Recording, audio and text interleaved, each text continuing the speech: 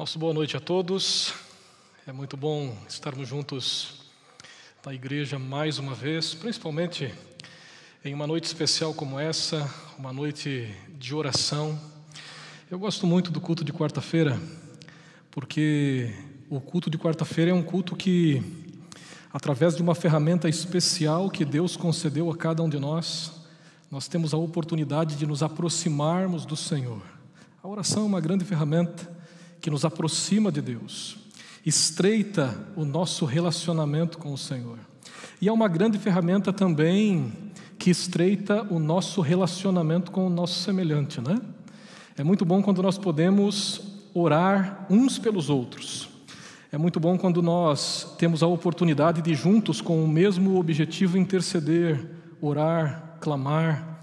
E no culto de quarta-feira, o culto de oração, nós temos essa oportunidade. A oportunidade de nos unirmos com o mesmo propósito, nos unirmos com o mesmo objetivo, com a certeza de que Deus há de nos abençoar, porque Ele tem sempre o melhor reservado para cada um de nós. E eu quero aproveitar que nós estamos aí em um culto de oração e fazer um pedido especial a vocês. Nós estamos com uma quantidade significativa de amigos queridos estudando a palavra do Senhor com a gente aqui na igreja do IACS. Nós temos aí as nossas classes bíblicas que estão acontecendo ao longo da semana, os estudos bíblicos individuais que da mesma forma estão acontecendo, e nós temos aí então muitas pessoas tendo a oportunidade de estudar a palavra de Deus, de ter um contato especial com a Bíblia Sagrada através dos instrumentos humanos que estão sendo utilizados para isso. Eu quero então aproveitar e pedir que vocês estejam orando aí pelos nossos amigos que estão estudando a Bíblia. Aqui nós temos classes bíblicas que se reúnem aqui no nosso espaço Novo Tempo. Nós temos a classe bíblica da ASA, com cerca de 40 interessados que estão ali toda semana estudando a palavra do Senhor.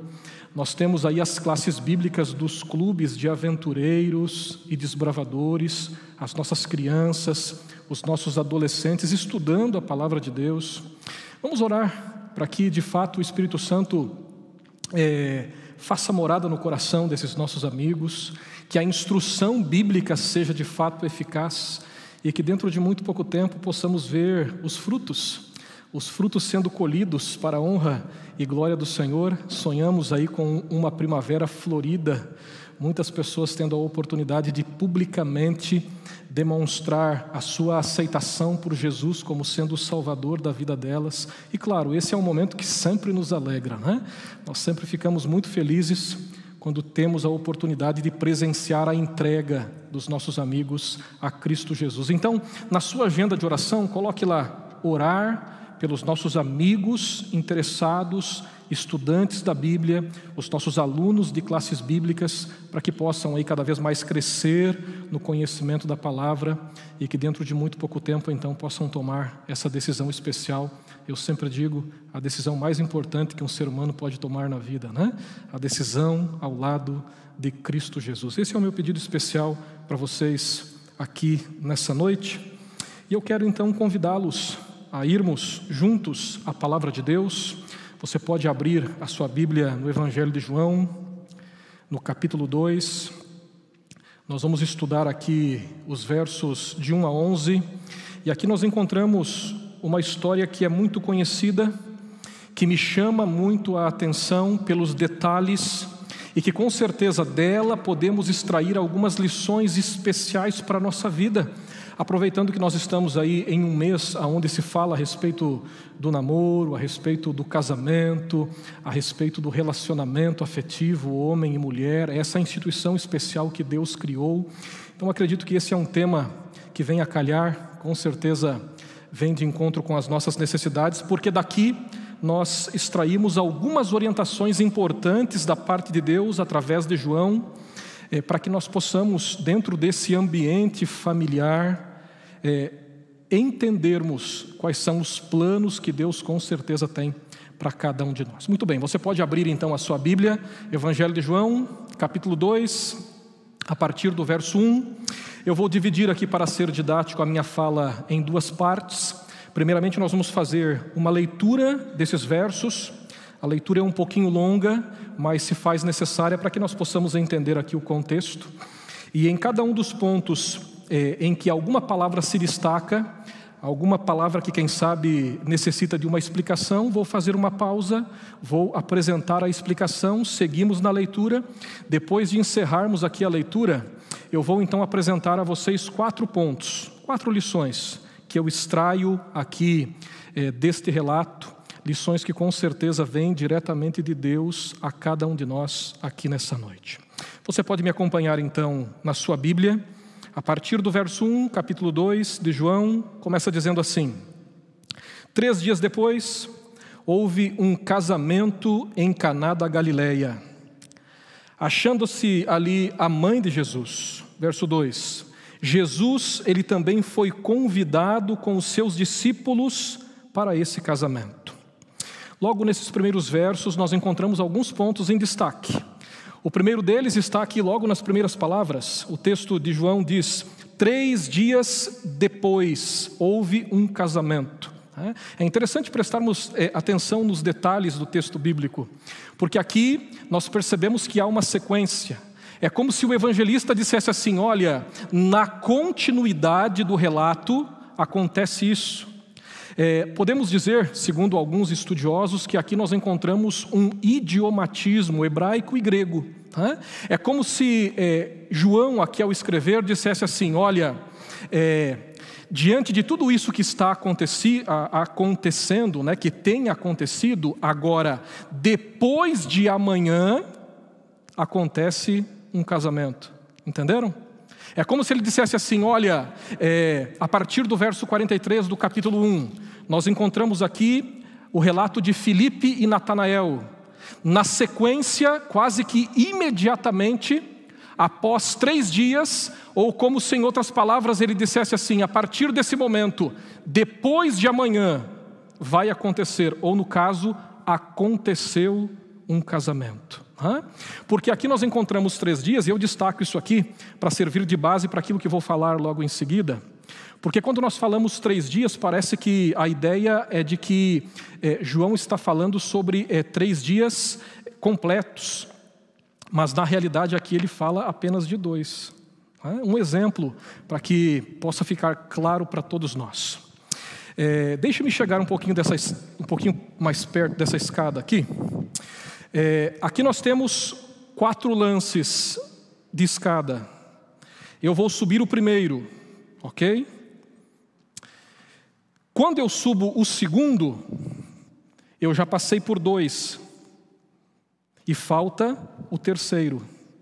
É como se eu dissesse: são 3 lances, mais 2 passos. Entenderam? É como se João estivesse dizendo assim: olha, passaram-se 2 dias, depois de amanhã. E por que eu destaco isso?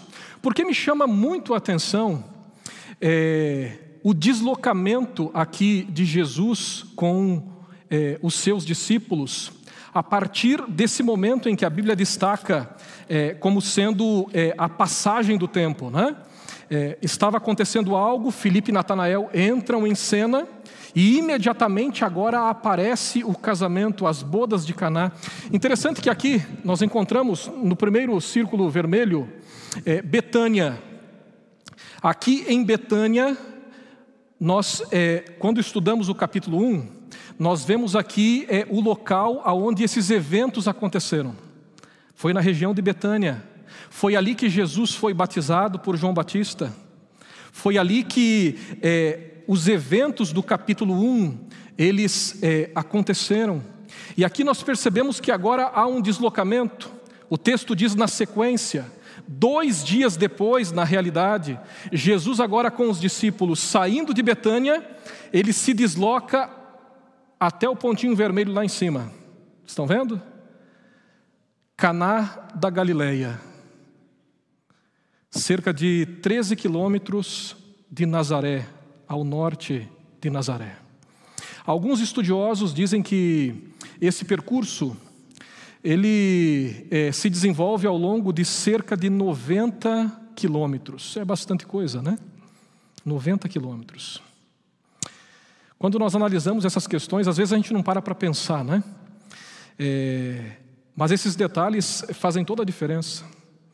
Perceba que aqui Jesus estava em pleno movimento, em pleno movimento. As ações, elas acontecem de forma muito rápida.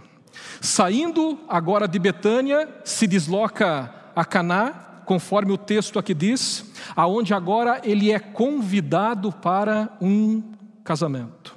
E o texto aqui diz que os seus discípulos foram convidados juntamente com ele para esse casamento.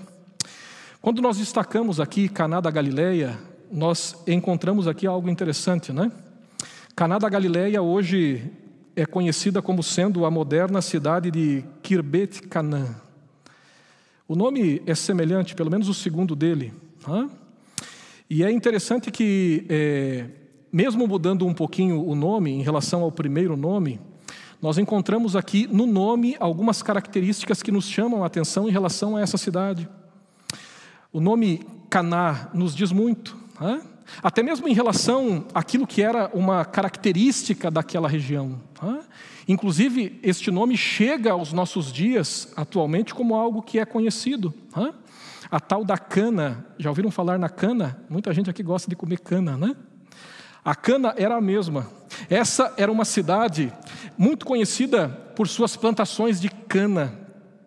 Interessante que quando nós estudamos o texto bíblico, a história do texto bíblico, a história do cristianismo em si, nós percebemos que para que tivéssemos hoje a oportunidade de termos a Bíblia assim como é em nossas mãos, houve muitas pesquisas, houve muito empenho por parte de vários estudiosos, e claro, nós entendemos que principalmente pelo direcionamento do Espírito Santo, para que a Bíblia pudesse chegar em nossas mãos do jeito que está. Nós chamamos o conteúdo bíblico de um conteúdo inspirado, um conteúdo canônico.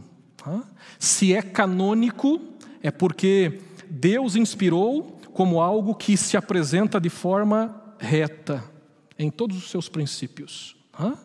É como se pegasse uma vara de cana, ou de taquara, é semelhante, né? E agora se utilizasse para medir e ver se de fato aquilo que está sendo medido é algo reto, correto. Aqui nós encontramos uma referência àquilo que podemos dizer, claro que fazendo uma aplicação ao conteúdo do que João apresenta aqui neste relato. Aqui nós encontramos orientações de Jesus nesse casamento que apresentam a maneira correta de conduzirmos o nosso casamento, o relacionamento homem e mulher, as orientações que vêm de Deus através do profeta e também através do espírito de profecia. Interessante a semelhança, o local. Claro que aqui nós estamos apenas fazendo algumas aplicações, mas que com certeza nos fazem refletir um pouquinho a respeito do conteúdo. Quando nós seguimos aqui a leitura do texto, no verso 3, percebemos que João ele segue dizendo assim: tendo acabado o vinho, a mãe de Jesus lhe disse: eles não têm mais vinho. Mas Jesus lhe disse: mulher, que tenho eu contigo? Ainda não é chegada a minha hora? Então ela falou aos serventes: fazei tudo o que ele vos disser. Verso 6: estavam ali 6 talhas de pedra que os judeus usavam para as purificações, e cada uma levava 2 ou 3 metretas. Aqui, quando falamos a respeito de talhas de pedra, podemos encontrar aqui uma figura semelhante, que destaca o que poderia ser essas talhas de pedra dentro daquele contexto. Mas aqui fala também a respeito da capacidade de cada uma dessas talhas. O texto aqui diz que cada uma delas levava 2 ou 3 metretas. Existem algumas diferenças em relação às explicações que nós encontramos para a capacidade de cada um desses vasos, poderíamos dizer assim, trazendo para a nossa realidade verbal, linguística nos dias de hoje. Mas segundo aquilo que nós encontramos na literatura, podemos dizer que cada uma delas poderia receber cerca de 22, segundo algumas pessoas, ou 39 litros de líquido, água, ou no caso, também aqui, o suco de uva puro, o vinho. Se nós fazermos uma soma das 6 talhas, chegamos aqui a quantidade de 264, se for 22, ou 468, se for 39. Então essa foi a quantidade de suco de uva puro que Jesus produziu aqui nesse milagre. Mas o texto segue. Quando nós vamos aqui para o verso 7, diz assim: Jesus lhes disse: enchei de água as talhas, e eles as encheram totalmente. Então lhes determinou: tirai agora e levai ao mestre-sala. Eles o fizeram. Tendo o mestre-sala provado a água transformada em vinho, não sabendo de onde viera, se bem que o sabiam os serventes que haviam tirado a água, chamou o noivo e lhes disse: todos costumam pôr primeiro o bom vinho, e quando já beberam fartamente, servem o inferior. Tu, porém, guardaste o bom vinho até agora. Interessante, nós nesse último sábado tivemos aqui a ordenação dos diáconos, né? E também dos nossos anciãos e anciãs. Nós encontramos aqui a palavrinha diácono neste relato. Quando aqui fala a respeito dos serventes, a palavrinha original que João usa aqui é a palavra diakonoi, né? Diácono, aquele que serve, aquele que está pronto ali para o serviço. Eles estão aqui dentro desse contexto também. Mas eu quero destacar aqui alguns elementos desses versos que nós acabamos de ler. Assim como disse, 4 elementos. O primeiro que me chama a atenção está no verso de número 2. E aqui eu começo a apresentar algumas lições que nós extraímos do texto bíblico. O verso 2 diz: Jesus, ele também foi convidado para este casamento. Interessante, né? As aplicações são muitas. Eu estou falando aqui a respeito de algo que aconteceu lá em Caná da Galileia. 2 pessoas agora estão se unindo através do casamento, homem e mulher. Agora Maria, a mãe de Jesus, é convidada para essa cerimônia. Jesus, que estava lá em Betânia, percorre 90 quilômetros, chega a Caná da Galileia. Agora, junto com os discípulos, é convidado para participar dessa cerimônia. E aqui nós podemos destacar o primeiro ponto para a nossa reflexão nessa noite. Assim como o texto aqui apresenta, no nosso casamento, nós precisamos convidar Jesus como sendo de fato um convidado de honra. Sabe, gente, Jesus, nós conhecemos o relato, ele instituiu o casamento. Foi ele que criou o relacionamento homem e mulher. Logo na criação nós percebemos isso de uma maneira muito clara. Para que nós possamos ter um casamento feliz, segundo o que esse relato apresenta, de forma bem objetiva e específica, nós precisamos convidar Jesus para o nosso casamento. Ellen White, falando a respeito disso, ela diz assim, se introduz, aqui em uma carta que ela escreveu, ok? Se introduz a Cristo no lar, discernireis o bem do mal.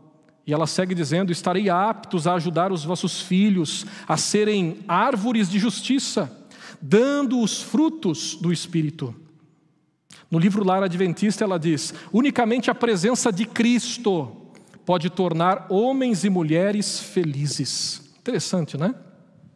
Para que nós possamos ter um casamento feliz, para que nós possamos desenvolver uma vida feliz, junto com o nosso cônjuge, com a nossa esposa, com o nosso esposo. Esse é um elemento fundamental, eu posso dizer o primeiro de todos eles. E aqui nós encontramos aquilo que na realidade, na Bíblia, é apresentado de uma maneira muito clara. A ideia de que se nós colocarmos a Deus em primeiro lugar, as demais coisas serão acrescentadas. No nosso casamento, precisamos entender, Jesus precisa estar presente. Nós precisamos convidá-lo nos momentos de alegria, de felicidade, mas também precisamos convidá-lo para que faça parte da nossa caminhada como casal, como família, nos momentos de dificuldade, de lutas, nos momentos tristes, nos momentos de aflição. O texto diz: unicamente a presença de Cristo pode tornar homens e mulheres felizes. Entenda que há necessidade do terceiro elemento.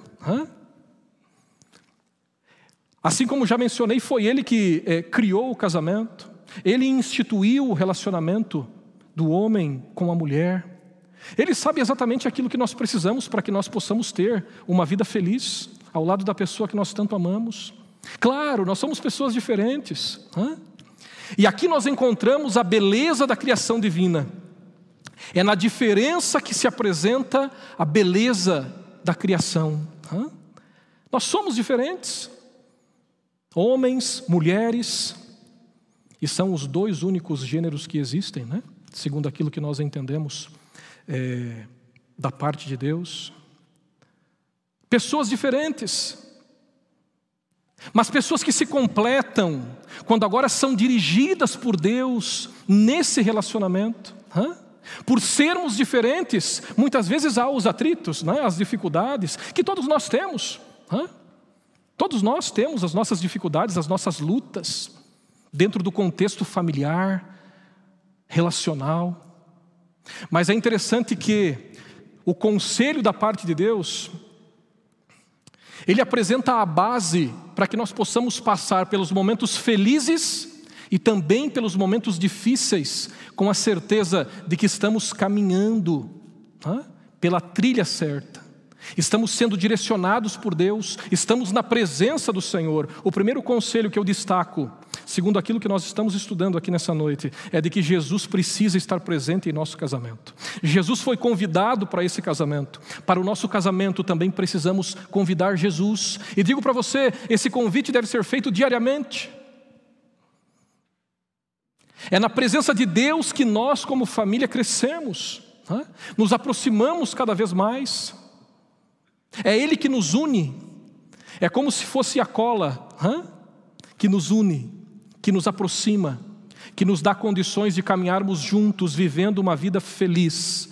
Juntos vivendo uma vida feliz ao lado de Cristo. Mas tem um segundo ponto que me chama a atenção.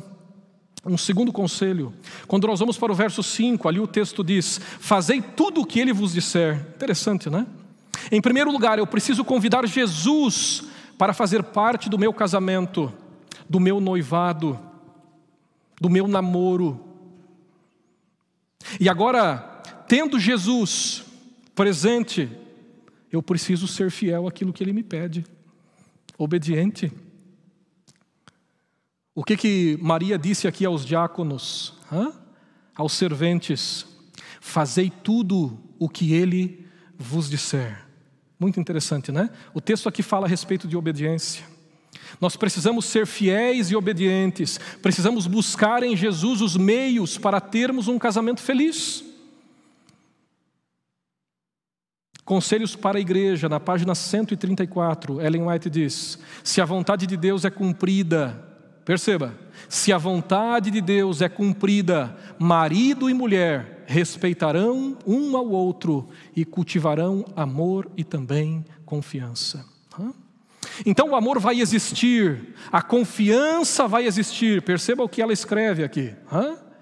O amor vai existir, a confiança vai existir, se a vontade de Deus for de fato, dentro desse contexto familiar e relacional, for cumprida. Se obedecermos às orientações do Senhor, se formos fiéis àquilo que Ele nos orienta, àquilo que Ele nos diz, irmãos, se Deus nos orienta, assim como nós orientamos os nossos filhos, né? E orientamos por amor, Deus nos orienta para que nós possamos acertar. Ele quer que eu e você possamos acertar. Ele quer que eu e você sejamos felizes.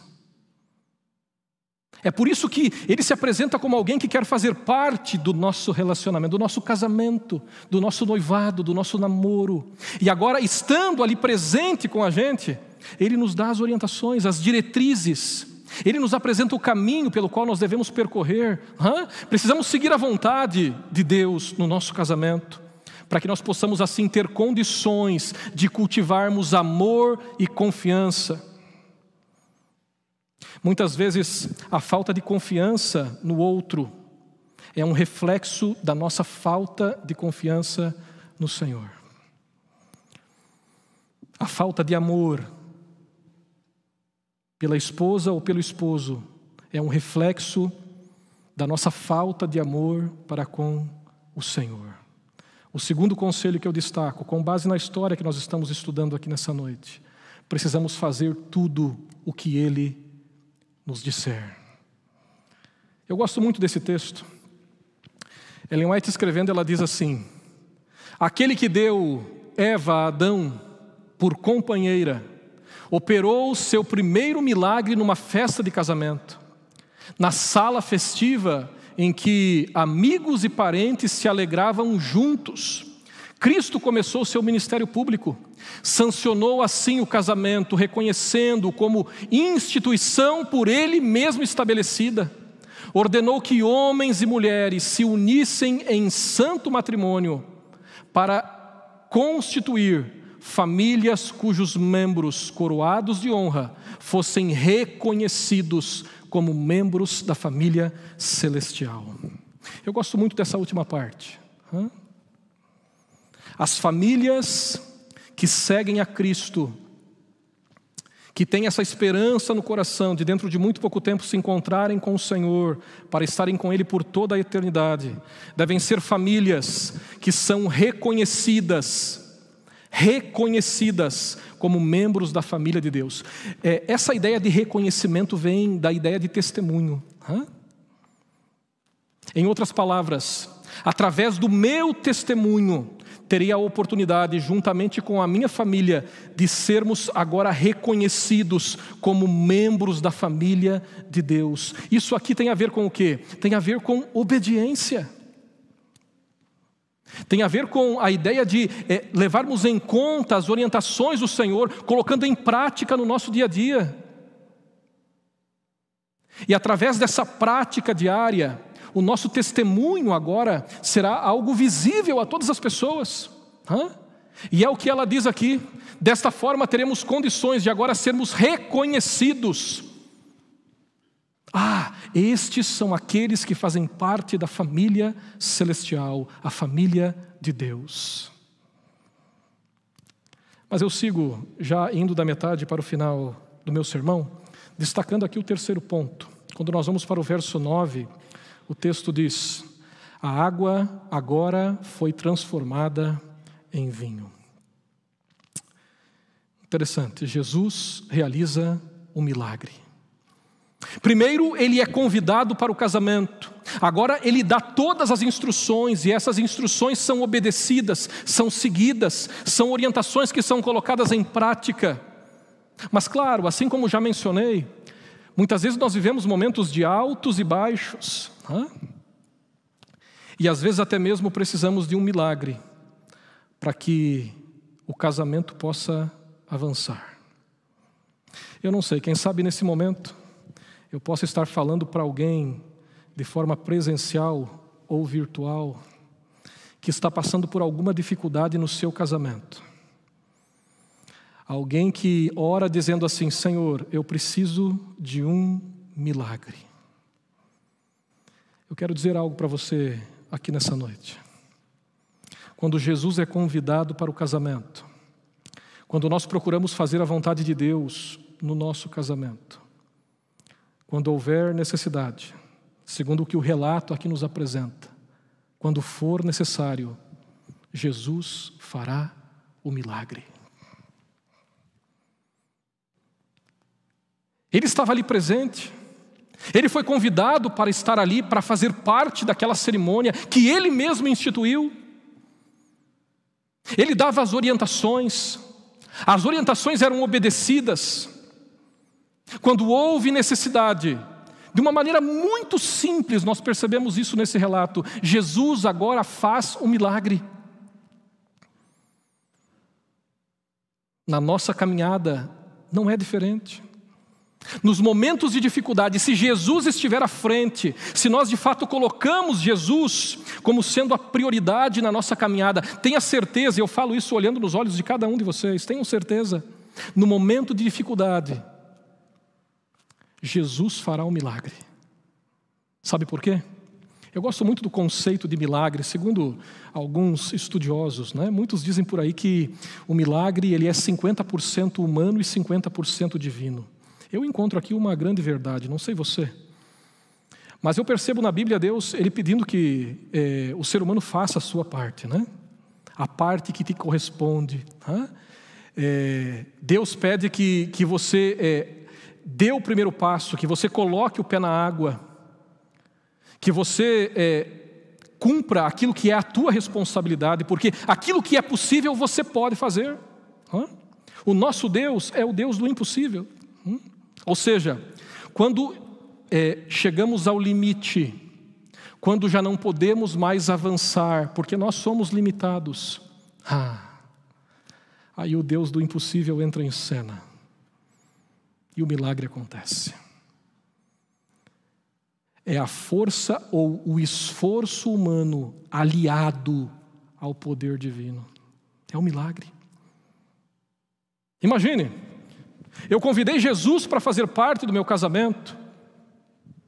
Convidei. Sou fiel às coisas que Ele me orienta. E me orienta como? Através daquilo que nós temos a oportunidade de termos em nossas mãos, a Bíblia Sagrada.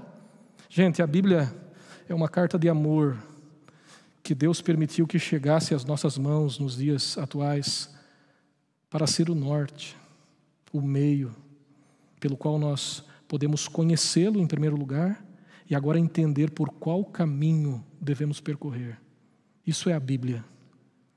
Quando falo em obediência àquilo que Ele nos pede, eu destaco a Bíblia como sendo a referência. É aqui que nós encontramos as orientações necessárias. Por isso, na nossa caminhada, tendo Jesus fazendo parte do nosso casamento, precisamos ter a Bíblia como sendo o centro. É no culto familiar que Jesus, através do Espírito Santo, fala ao nosso coração. É nos momentos em que nós, em família, nos reunimos, junto com os filhos, abrimos a palavra do Senhor, que Deus fala ao nosso coração, nos mostrando o caminho, aliviando as nossas dores, nos dando sabedoria para que possamos tomar as melhores decisões, reforçando o amor dentro do nosso coração, porque Ele é amor, não é assim que a Bíblia diz? Ele alimenta o nosso amor por aquela pessoa que está do nosso lado, fortalece esse amor. É dele que vem todas as condições para que nós possamos avançar, para que nós possamos continuar firmes juntos aqui na terra, esperando um dia estarmos firmes e juntos por toda a eternidade. Mas enquanto ela não chega, às vezes o milagre é necessário. E Ele está à disposição para fazer o milagre. Ele está à disposição para te conceder aquilo que você precisa, aquilo que você de fato necessita, para continuar vivendo uma vida segundo as orientações dEle, uma vida feliz, alegre, que conduz à eternidade. Quando for necessário, Ele fará o milagre.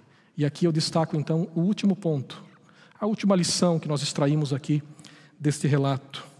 Está ali no verso 10. O texto diz: Tu, porém, guardaste o bom vinho até agora. O bom vinho, o melhor suco, ele foi guardado para o final. Aqui nós podemos fazer várias aplicações, mas uma em destaque, e a que eu quero apresentar para você aqui nessa noite, é de que Deus com certeza tem o melhor, sempre tem o melhor, reservado para o final. O final será glorioso, em outras palavras. Deus sempre tem o melhor reservado para cada um de nós, sempre tem. Sempre.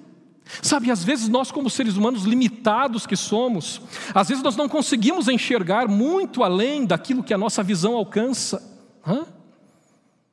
Nós procuramos respostas e não encontramos.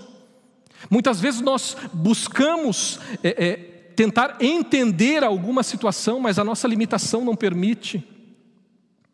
E de fato, se pudéssemos compreender tudo, ou enxergar tudo, não seríamos seres limitados e pecadores como somos. Mas é interessante que existe uma promessa da parte de Deus para todos nós, né? A de que mesmo que possamos não enxergar, além daquilo que os nossos olhos contemplam, existe sim algo reservado para cada um de nós. Deus tem o melhor reservado para cada um de nós. Deus tem o melhor reservado para as famílias. Deus tem o melhor reservado para todos nós, não apenas aqui nesse mundo, mas principalmente na eternidade. Essa história que nós acabamos de estudar demonstra isso de uma maneira bem objetiva, simples e clara. Conforme o texto aqui apresenta, Deus tem planos para a vida de cada um de nós. E se por um acaso você ainda tem algumas dúvidas, alguns questionamentos, tenha certeza que o melhor da parte de Deus ainda está reservado para você, para mim, para todos nós. Essa é uma história que me chama muito a atenção por sua simplicidade. Uma história simples, mas que com certeza nos traz aqui algumas lições importantes para que nós possamos desenvolver a nossa caminhada conjugal, entendendo a cada passo os planos que Deus tem reservado para cada um de nós. Vamos recapitular aqui de uma maneira bem objetiva. Em primeiro lugar, nós precisamos entender a necessidade de convidarmos Jesus para o nosso casamento. Deixa eu te perguntar, ou para você que está nos assistindo aí, você já convidou Jesus para o seu casamento? Segundo lugar, nós precisamos obedecer. Precisamos ser fiéis àquilo que Ele nos pede.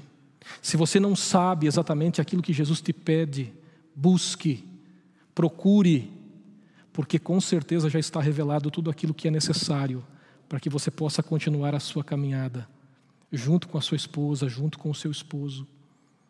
Terceiro ponto, quando houver necessidade de um milagre, tenha certeza de que Ele fará.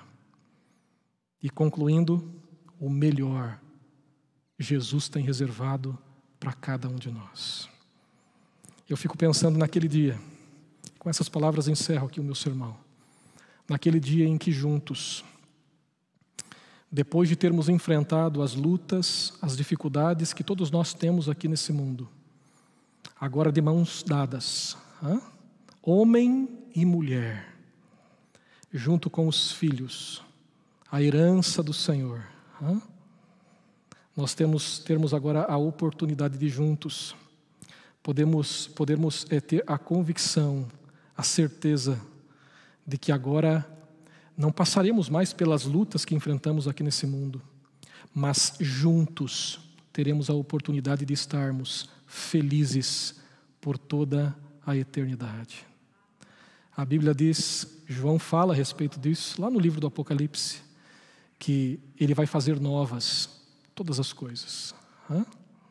Aquilo que hoje nos traz sofrimento, as lutas que temos, já não serão mais uma realidade. Nós estamos em uma jornada, irmãos, em uma caminhada, rumo à Canaã celestial. Estamos já no finalzinho da caminhada. Alguns cantam aquele hino dizendo, ainda é longe Canaã. Eu acho que era longe quando esse hino foi escrito no passado, né?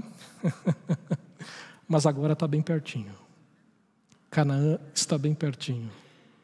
E juntos, segundo a promessa do Senhor, teremos a oportunidade, se assim o fizermos, de desfrutarmos desses momentos felizes e eternos ao lado do nosso Senhor. Que Deus te abençoe, que Deus abençoe a tua família, que Deus te abençoe como esposo, que Deus te abençoe como esposa, como pais, que Jesus de fato possa estar sendo convidado todos os dias para estar presente dentro do lar de vocês.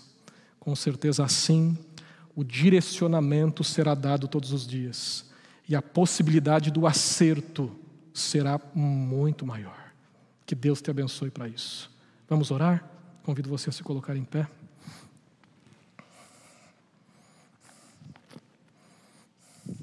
Santo Deus e Pai, muito obrigado, Senhor, por esses momentos que passamos aqui juntos.